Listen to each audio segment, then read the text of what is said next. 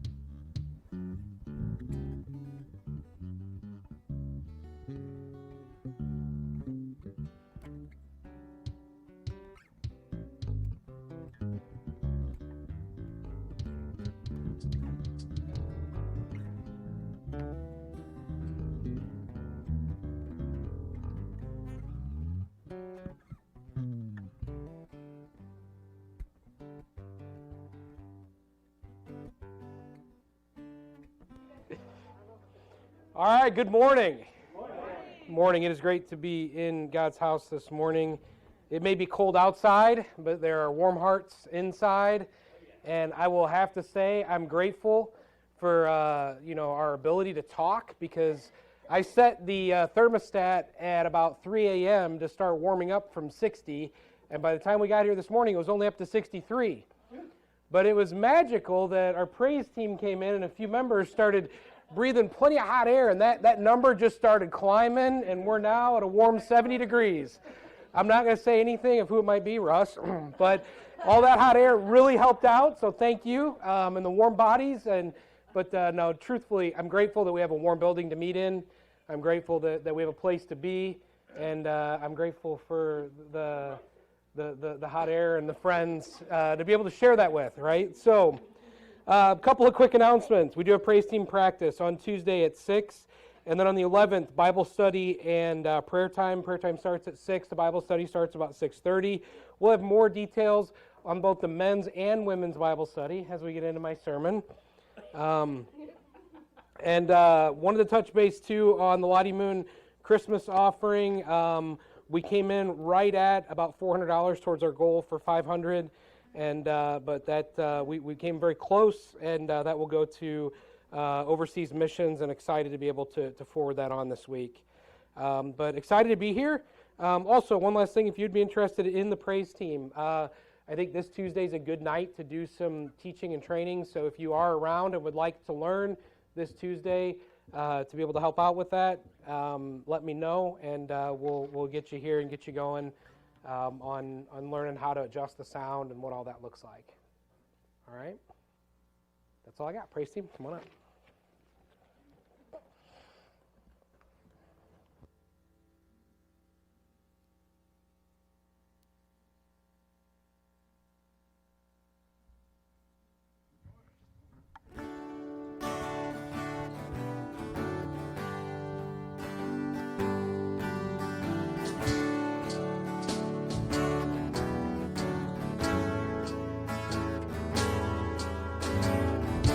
Happy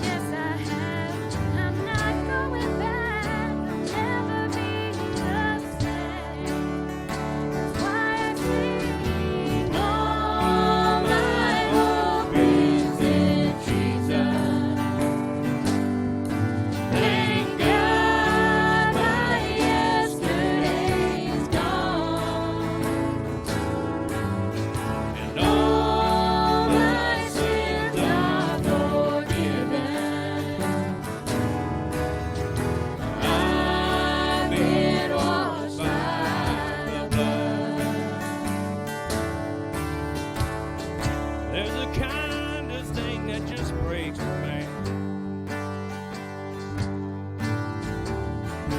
Break him down to his knees.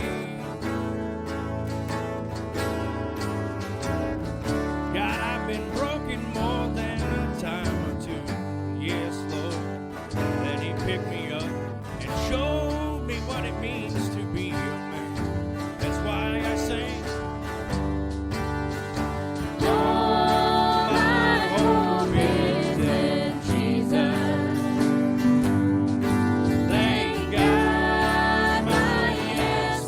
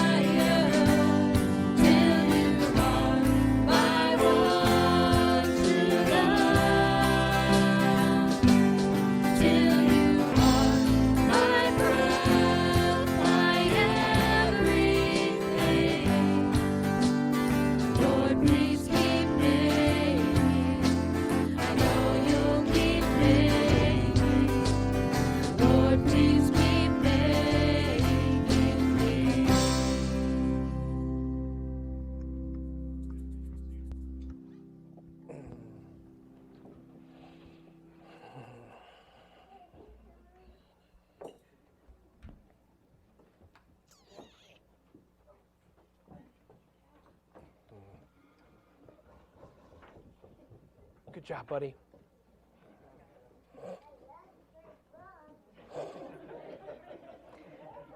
I think that goes without being said. Tell you what, the pure joy of enjoying something, I tell you what, that is the definition right there. He summed it up. But you know what?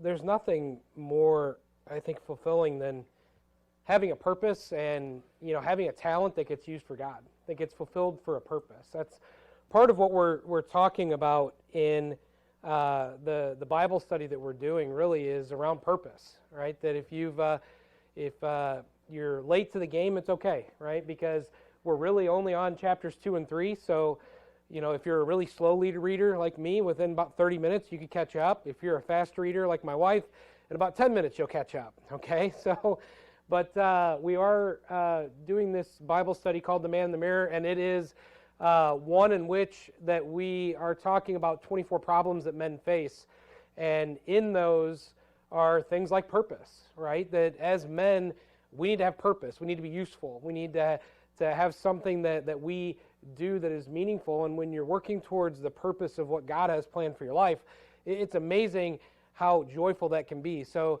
something that would seem like work to somebody else seems like pure joy, right? To I love to play drums. Well, I used to fear being in this pulpit. I used to run from it, right? So much so that I told God, I don't want to do that. And now I look forward to Sundays. Why? Because I have the opportunity to teach, and I see God using what meager offering I have to give and doing things with it. So therefore, I think it's great to talk about those things. So The Man in the Mirror, $12 on Amazon, super cheap, super easy. I will tell you what, the conversation that we had, we didn't get to meet Thursday. I was sad. I mean, I don't know if you guys were, but I was missing something. Not being here Sunday, not being here Thursday.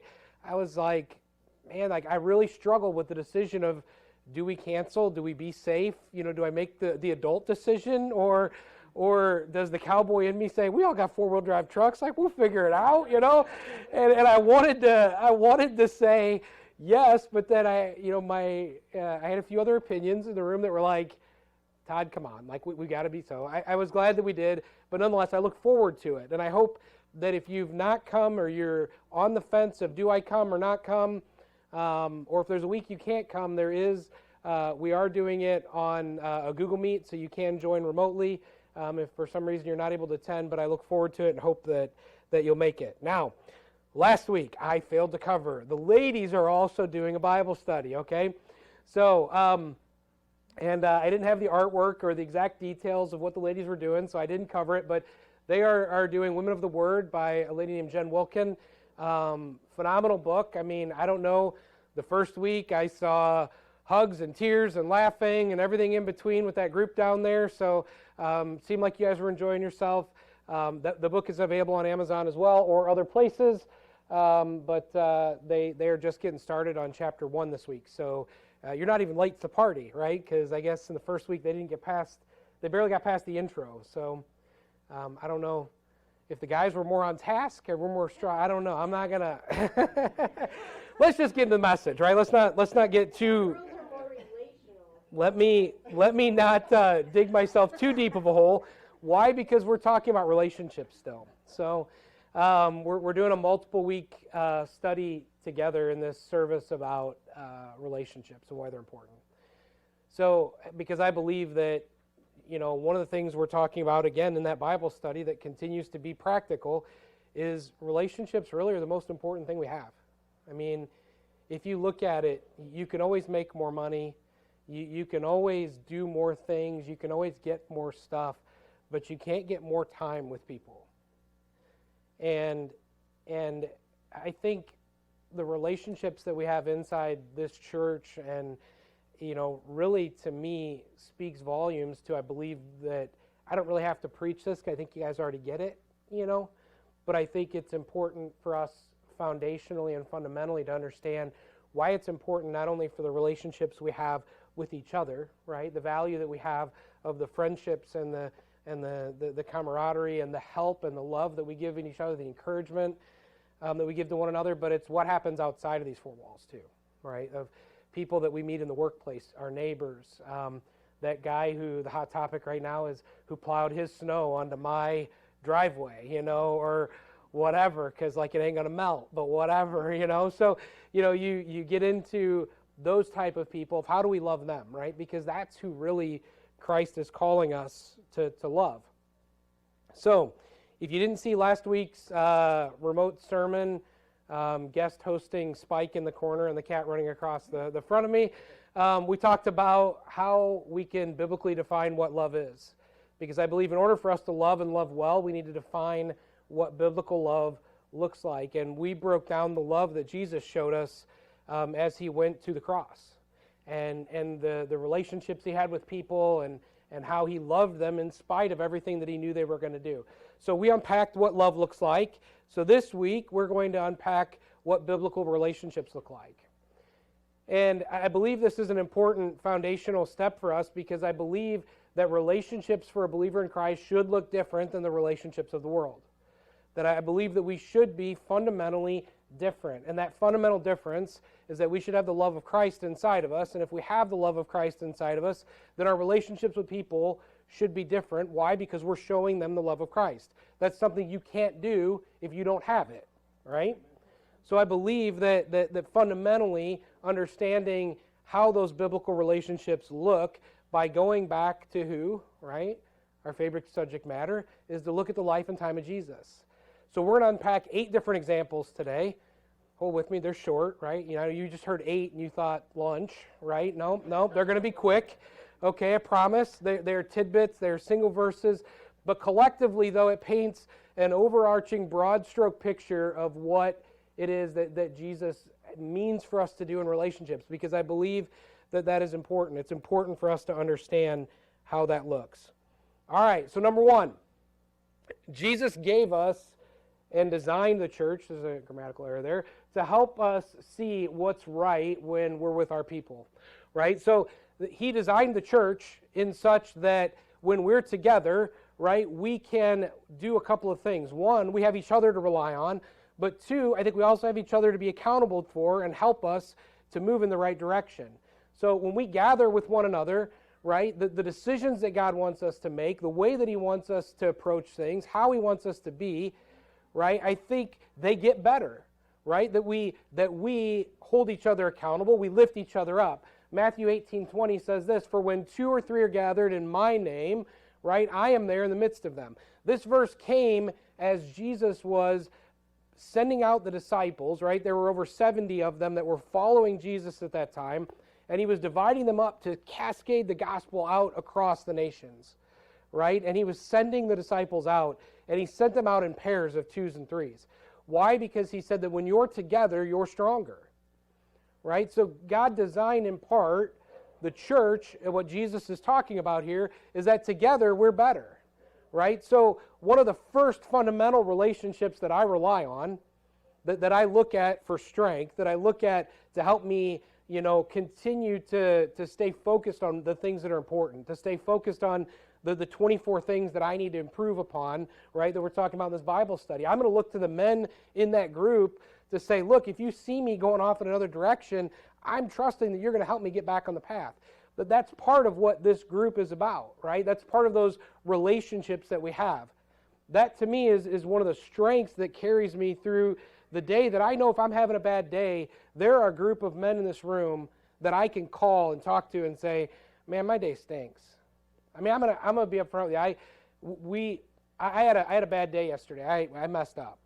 And somebody we know and is very dear to us, we know that passed away. And not thinking, right, we had been watching Facebook but not actively searching for when the funeral was going to be. We missed it. And I felt about this big because this person meant, a lot to me. And who did I call? I called one of my friends to say, I'm really down right now. I really feel bummed about this. And I just have to share it with somebody that I feel bummed.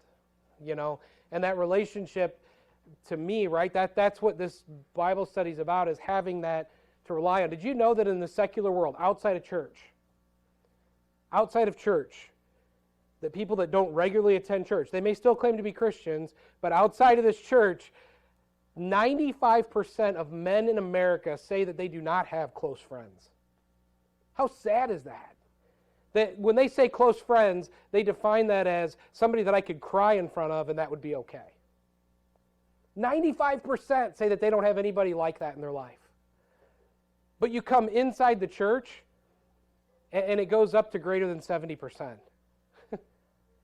That's what I'm talking about. That's the group that I'm talking about, that this group of men, when we were around talking, there was, 11 of us here that night? Look, we said some things that we were like, the women can't hear us, right? Not because we were saying anything bad. It's just you say things in front of this group, I think, that you may not say in other places, and it's a safe place to be because we're not going to judge, right? That I think that in part is the first foundational step. All right, I said I'd be quick. Number 2, Jesus said love is non-negotiable. Okay, so the most important command that we talked about last week as we defined love is to talk about the fact that the second greatest commandment in Matthew 22:39 says that the second is like the first. The first is to love God with all your heart, mind, body, and soul. The second is like it, that you shall love your neighbor as yourself. He didn't give us a choice. So when we talk about relationships, you don't have a choice. It is your command directly from God, who made us, that says you need to love your neighbor as yourself, period. I don't care what that neighbor did to you. I don't care if they push their snow into your driveway. I don't care if they let their dog, do his business on your side of the fence and then bring him back. I don't care if that guy at work that just always, leaves things a mess for you. I don't care about that brother or sister-in-law that can't shut their mouth on Facebook. I don't care. You're to love them. Okay? It doesn't mean you have to like what they're doing, but you are to show them a Christ-like love. That he said that is a non-negotiable in relationships, period. Next week we're going to talk about this little relationship diagram that talks about the choices that we have and how we form relationships. Really cool. But we'll save that for next week. But it will tie back to this, that you'll remember this conversation, that this is not a choice that we have. All right, number 3. Jesus is our role model of how to love people. Now, this goes far and beyond anything that we're capable of, but he did everything he could to help his friends and followers know God. He was willing to go to whatever length it required to get somebody to know who Jesus Christ was and to get to know the saving power of who Jesus was. He wasn't willing to stop it when it was convenient. He wasn't willing to stop, but what did he do? John 15:13 sums it up best. Greater love hath no man than he laid down his life for his friends. So Jesus was willing to do whatever it takes up into he went to the cross for us. So when you think about that person that asks you, hey, can you come help me move on Saturday? Or, oh, hey, it's 10 o'clock. Do you have time to talk? No, I'm kind of tired. I got to get up early in the morning to go to work. But yeah, I've got time to talk. Or that person that, do you have that person in your life that's just a little needier than normal? That they seem to, they send you 285 text messages in a day, and I'm just kidding, not that many, but nonetheless, we all, I think, have people in our lives that just require something a little more, and it's easy for us to be convenient and say, I just don't feel like dealing with this right now. And I think there are people in our lives that truly understand that they need Christ, but yet they have no idea of what that looks like. And so when you weigh all the demands of our time, who in here has an extra abundance of time on their hands? Anybody? If you do say yes, you're probably lying if you live today. Families, kids, running this kid there. I just got some freedom in the last couple weeks. Carter got his license. Yes, we both did. Sarah did. But the other day we ran out of water softener salt. I was like, hey, guess what, buddy? Here's the keys and $100. Why don't you go get 10 bags of softener salt? Have fun. You're going to get a workout too, all on the same day, right? So why don't you run and get that for me? No, I'm just kidding. But if you have an abundance of time, right, that most of us don't. So giving up time is a sacrifice. But I think we're called to. We're called to do whatever it takes, right? Whatever that means. If that means going above and beyond and taking extra time with someone, then that's absolutely okay. Why? Because up until death, Jesus calls us to do whatever it takes. That's the example he's given us. That because it truly is life or death for someone. That it's a matter of whether they go to heaven or to hell. And are you going to say, well, I really wanted to watch this show, therefore I didn't spend time with that person? Is that okay? I mean, in my book, in my world, if I could give up something I wanted and something that I valued as far as like going and doing something for me selfishly, or I could take that time and invest in someone that's going to lead to eternal things that happen forever, that's a good investment for me, right? I mean, I think so many times that we get focused on me, even as believers, and we lose sight of those that are out there seeking that don't know who God is. So I think it's a good reminder for us that what are we willing to do? How far are we willing to go? All right, Jesus told us, his friends, not to do life alone. It said in Luke 10:2, then he said to them, the harvest truly is great, but the laborers are few. Therefore, pray to the Lord of the harvest to send out laborers into his harvest. This was something that he said after he sent them out together. So he sent his followers out in pairs. Why? Because we weren't meant to do things alone. That I believe that's part of why relationships are important, that we all have our go-to person. We all have that person that we trust in, kind of our partner in crime, that we do things with. And I believe that his friends, he told them not to do life alone. So we shouldn't do that. And there's so many people out there who are alone. I mean, have you ever truly been lonely? I mean, I can say that I have. You know, that I've been in a room full of people and felt alone. And for some people, that's how they live life, you know. And the church for me is the place where that got transcended into something meaningful and something real, because I found a group of people that loved me for who I was. Despite all my mistakes, despite my flaws, they didn't need or want anything from me. You know, I go to work and I'm in a position of place that people are nice to me because I'm the boss. Right? And are they genuine? Are they not genuine? Some may be. Some are truly nice. Some are looking to gain something, you know. Some of them I just look at them and I'm like, hey, just stop. And they look at me like, what? I have something on my nose? I'm like, you don't get it. So that's not what I find inside this church, is that I find people that truly want to be a part of my life. And they truly are invested in caring about my life and my family's life, my children's life, that so much so that they go above and beyond to show me that love, and that's overwhelming to me. Why? Because I don't always feel like I deserve it. We're not meant to be alone, right? We talked about it several weeks ago, right? The TV show Alone. You put somebody alone, what do? They go crazy. They lose their mind. And I think the ones that are okay with being alone, I think they already were, right? Now, I think some people say I'm an introvert and I need my alone time. I get that. But if you were always alone forever, I think that's different, okay? So we were made not to be alone. Number 5, Jesus redefined the family. He truly did. That family is more than biological parents. We see in this verse, the story behind it is Jesus' family, his mother and his brother came up and they were wanting to peel him away to spend time with family. And Jesus kind of, you know, did one of these to him and told them, who is my mother or my brother? And he looked around in a circle at those who sat by him and said, here are my brother and my mother and my brother. For whoever does the will of God is my brother and my sister and my mother. So he kind of told them, yeah, I get it. You're my biological family. But my family transcends to be more than just what is biological, and it goes into something greater, which is the spiritual family, the family of God, the family that we have here, right? This is one thing that I think our church does better than most, is that we truly are and operate as a family, that we truly love people the way they are, right?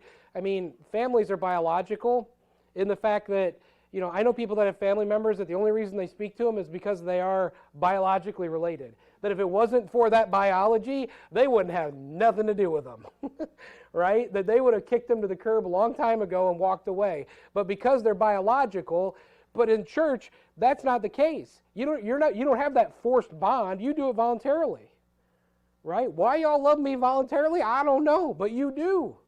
And I'm grateful for that. And I'm grateful because I have you and you have me, and we can help each other out and we can work together. And Jesus redefined that with his own mother. I can't imagine the look on her face. Like that, oh no, he didn't. Like, are you kidding me right now? Like, I brought you into this world. Are you kidding me? But I think she knew who Jesus was, so I don't think she quite took it there. But nonetheless, Jesus redefined what the family looks like for us. Number 6, we're getting close. Jesus put others' needs before his wants.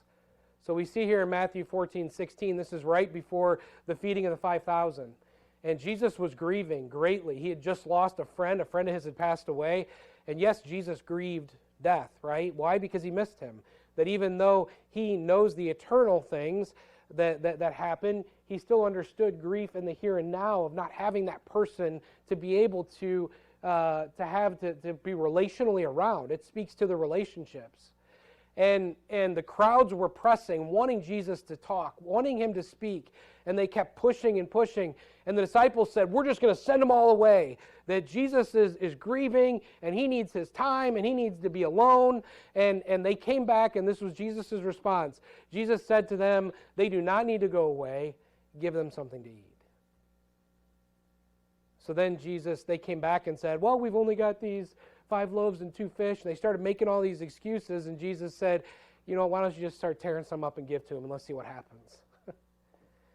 And then when they got done, they had baskets left over because Jesus performed one of the great miracles that he did within the New Testament. You see that in his grieving, that in his saddest moment, he could have withdrawn and said that what I need time, I need me time, I need time for me to relax and to rest, but instead he put the needs of others in front of his own desires. That instead of resting and instead of grieving in private, he went and preached and performed a miracle and satisfied, and there were so many thousands of baptisms that happened that day and so many people that are entering the kingdom of heaven because he was willing to put his own personal wants and needs into the background. Church, I think this is a great example for us today to take a story that we've heard 100 times, but take it into context to understand how this matters for us in relationships. Because there are people in our community, people that we know that are hurting, people that are sad, that are grieving, that are dealing with depression, that have been locked up in their house for a year now, not being able to go outside because of the fear of what's going on, that need somebody to take just some time to call them, just some time to send them a letter, just some time to stop and leave something on their porch, just time for somebody to say, hey, I was thinking about you today. Hey, you could change somebody's life. I heard a story that of a lady who just this week that was talking about there was an older guy in her church, and she, for whatever reason, felt burdened to follow up with Larry, was the guy's name. And she said, I just picked up the phone and called Larry and said that we missed him and that I knew that he had COPD and he couldn't come to church because he obviously had health issues and couldn't risk getting COVID. And he just broke down and started crying immediately and said, I'm sitting here with a gun in my hand and I was going to end my life. And you called. And it's like you hear those things and you think, well, what calls out there that I need to make, right? Who do I know that's there? But are we willing to put others' needs in front of our own, or are we just thinking about what I need to do today, where I need to go today, the things that are on my list? Or are we expanding our horizon and open our eyes to what's going on around us and being willing to put my needs in the background, to look at those that are out there to figure out, what do I need to do to love people more like Jesus does? Because ultimately, that's as a church, that's what we're called to do. We're called to be the difference in the world. We're called to be the light of Christ. We're called to be the lighthouse in this community. But yet we can't do that if we're not actively looking to make relationships intentional. And I believe that this is a pivotal piece for us, that church, we have to act. We have to do something. It requires us to go out and to do above and beyond, to look outside of our own lives as to what others have going on in theirs. And then this one, in today's day and age. Jesus shared meals with people. Amen, right? I'm glad that he shared meals. But who did he share meals with? Did he just share meals with his people? No. We see a couple of examples that are great, right? Luke 7:36, it says, then one of the Pharisees, right? Boo. The Pharisees were all these, fake Christians that were super righteous and, oh, you're not good enough. You can't even walk where I walk because you're not cool enough, because you're not as good of a Christian as I am, right? That those type of people, that he asked Jesus to come eat with him, and Jesus went to his house and ate with him. To the gasping of those around him, right? Because he couldn't have been more opposite of who they were. Jesus is saying, we accept everyone. I love everyone. The Pharisees are saying, I am chosen and I am special, and only the cool kids get to come to my club. And they invited Jesus, and Jesus came to his house and gave him a very stark message about who enters the kingdom of heaven and who doesn't, right? But you see that Jesus was willing to go there and do that. Zacchaeus, the chief tax collector, right? I got a special place in my heart for Zacchaeus, because I think we're in the same vertically challenged club. That he couldn't see Jesus. He climbed up the tree. He wasn't just a tax collector. He was the chief tax collector. He was a traitor. Okay, he was the one that was collecting taxes from the Jews to give back to Rome. Okay, so if you want to talk about somebody who was a traitor to your country, that was a tax collector. They were the most hated of hated people. And Zacchaeus, he looked at Zacchaeus and said, I'm going to your house today to eat. Why did he go to Zacchaeus' house to eat? He didn't go there because he heard Zacchaeus makes a good pizza, right? He was going there because he had a message for Zacchaeus to tell him about what salvation meant and what it was. That he intentionally sought out Zacchaeus to prove a point, one, that nobody is above salvation, even the most hated person in the community can be saved, and to tell Zacchaeus what it meant to be born again. You see, Jesus shared meals with people intentionally, knowing that it would hopefully create an opportunity for him to share Christ with other people. So many times we stay in our comfort zone, right? Because I started off by saying it's comfortable here, right? I like being here. I know that any one of you that, I think every one of you have been to my house to eat, and a lot of you have been to your house to eat, and I think I can invite any one of you to dinner, and you would, say, if my schedule is good, yeah, sure, we'll go, and it's going to be great conversation, and it's going to be fun, because it's easy, because it's comfortable, because we're of like mind and like intentions. But to go out to somebody intentionally that is on the other end of the spectrum, maybe somebody you don't like or doesn't like you, or maybe somebody you don't agree with. Gasp. In today's society, talk to somebody that you don't agree with, and you mean you can have a discussion and disagree and still be okay? Is that allowed? I thought you had to shun them and block them and say, you are the devil, get away from me, and never allowed to talk to them again. Folks, you can disagree on things. And you can have a discussion, and you can have that with people. We should be intentional about seeking out people like that and having those discussions in a biblical way, right? Because, folks, I'm not right or wrong. I have a lot of opinions, okay? But the only ones that matter are the ones that are based on this. Why? Because this is the only thing that's right. This is the only thing that's true. What Todd Benton thinks doesn't really matter. What God thinks matters. Right? And what he says, as long as what I say is based on what he says and the Bible backs that up, awesome. That's truth. You see, truth will matter. Do you know what the largest growing denomination in the United States is right now? Of churches? The Pentecostals. Do you know why? Because they're going back to the most basic form of the Bible in its truest form, and they're cutting out all the other stuff of church, all the programs, all the everything, and they're just preaching the word. It's amazing that the truth will permeate, that the truth will get through to people that they can't argue with God. How do you argue with God? You can argue with Todd, but you can't argue with God, because ultimately God's word is God's word. He made the place. It's his. If you don't like something he said, well, go take it to him. Argue with him. You're not going to win, but you can try. But the fact that you get people's minds thinking about that and you get them headed in the right direction. Who do you share meals with? All right? Next one. Jesus emphasized individuals over tasks. And I think so many times we think about church as busy work, right?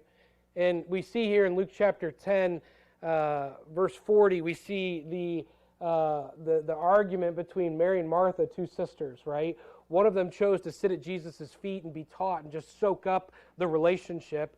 And then you see one who's busy serving and working in the background. And Martha was distracted with much serving, and she approached him, being Jesus, and said, Lord, do you not care that my sister is lazy? I'm going to put that in there because that's what she was saying.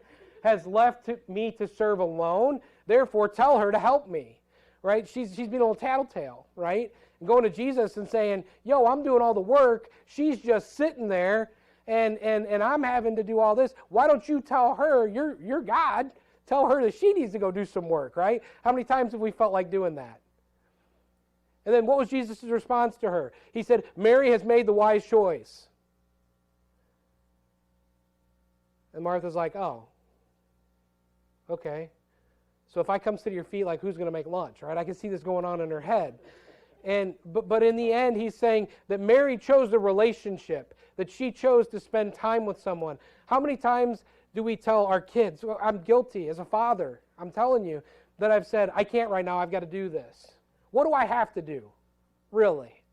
I got to get that bathroom tiled? Really? Do I really have to? Is my life going to end if my bathroom tile doesn't get done right now? I'm just saying, I'm guilty. I'm horrible at it. I get in my head, this is the plan, this has to get done, I have to go do this, push everything else to the side, and I'm telling you, biblically, we have to challenge ourselves and question to say, is that right or is that wrong? What's the most important thing? Because now I look at my son, who's a junior, going to be a senior next year, and I'm thinking, wow, a year from now, he's going to go off to college. And that time is done. And then I get really sad inside. Why? Because there are so many things that I look at that got done that I don't really care anymore. But what I do care is, what did I spend in time with him? Now, take that relationship, take your neighbor, take that person that you don't like, that you know you need to go talk to, right? That brother-in-law that keeps asking you to borrow your truck every time he wants to move something, whatever, okay? You take all those things up and you ask yourself, what's the wise choice? What's the choice that I should make? What's more important to me? That as a pastor, as your friend, as a father, as a husband, I'm telling you that we've got to rearrange our priorities sometimes and say, this is more important. Because relationships are really, ultimately, in totality, the only thing that we have.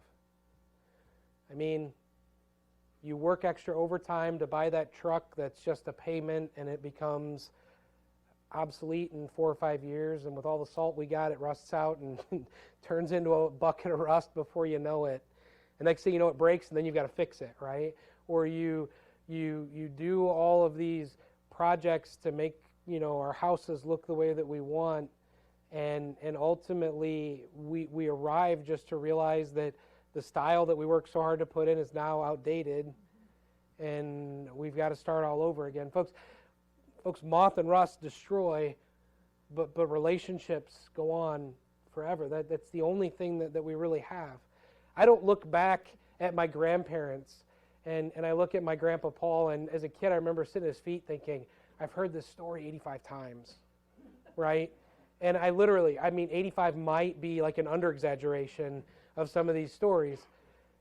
But I don't look back at my grandpa and say, wow, their bathroom floor was kind of outdated. But I look back and say what I would do to be at my grandpa's feet and hear that story for the 86th time. Because relationships matter.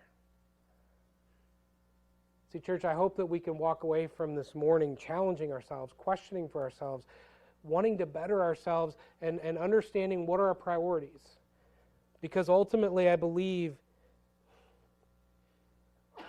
that Jesus gave us an example of how he valued relationships. He didn't have a home. He didn't have a wardrobe. He had the clothes on him, maybe a backpack, and a pair of flip-flops, walking around the country telling people about God. And he was perfectly happy and perfectly content because he was doing God's will and he was focusing on relationships. He never worried or worried for anything. He says that to us, that the birds of the field and the flowers don't worry about where their next meal from. If you don't think that I love you more than those, why do you worry about those things? Don't you think that I'll take care of you? That don't mean you should all go quit your jobs. That's not what I'm saying. But what I am saying is that the relationships that we have are what's important. So we've got to be aware and we've got to be intentional. I've said this every week for the last 5 weeks. And if you don't walk away from this hearing and knowing this, that if the people of Lowell, Indiana are going to hear about the gospel of Jesus Christ, it is going to come from our mouths. And it's going to come from the relationships that we build with people.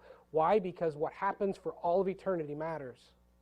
That if you love them, if you care for them, if you intentionally want to see them come to Christ, then you're going to intentionally build a relationship with them. Why? Because I want to be in eternity with all of you. I don't want to go there to find out, oh, where's so-and-so? And they're going to be like, well, they didn't believe. You didn't know that? Well, how did you not know? Well, because I didn't form a relationship with them to find that out. You see, folks, my goal and desire as a pastor, as a Christian, should be just like everyone in this room is that I want everybody to be there. That I want that party into heaven to be so big that everybody I know and love is there. And that we've been able to influence people. But think about the joy that you're going to have one day if you go to heaven and you realize that somebody's there because of the relationship that you had with them. You see, that's what's important to me. That's why relationships are so important and so critical. Did you know that over 80% of people that come to Christ by somebody who they consider to be a close friend or somebody that is a family member? That only 20% of people get to know Christ by somebody who was a preacher in a pulpit listening that they didn't know or didn't have a relationship with. Relationships are important. Church, I'm challenging you this week. Renew some relationships. Start some new relationships.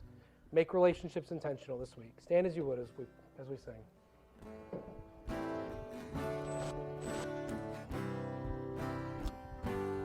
You are beautiful beyond description, too marvelous for words, too wonderful for comprehension, like nothing ever seen or heard. Who can grasp your infinite wisdom? Who can fathom the depths of your love? Your love, you are beautiful beyond description. Majesty enthroned above, and I stand in awe of you, and I stand in awe of you, only God to whom all praise is due. I stand in awe of you. I don't know about y'all clock watchers in the room, but it's exactly 12 o'clock on the dot. So I accomplished the goal today. No, I'm just kidding. God is good. He filled the cup. We poured it out. I hope you do something with it this week, right? Our actions are important. What we do with what we learn, right, that we talk about, in the past, learn, love, grow. In order for us to grow, we've got to do something. We've got to take action, right? So I'm going to challenge you this week to do something with what you've learned, all right? Don't let it just be in your brain, but let it come out through the words and deeds that we do. All right, so reach out to somebody that you know and love. All right, it's been great to be here with you, and excited for Thursday night. If you aren't planning on coming, I want to change your mind. All right, that I want to implore you to come one time, and if you tell me that it was awful and that you hate it, you don't ever have to come back again. but I'm going to challenge you to come one time, right? And I guarantee you, you will have fun and you'll enjoy it and say that you want to come back and that you learned something and that you're better for it, guaranteed. All right, Brother Brian, dismiss us in prayer, please.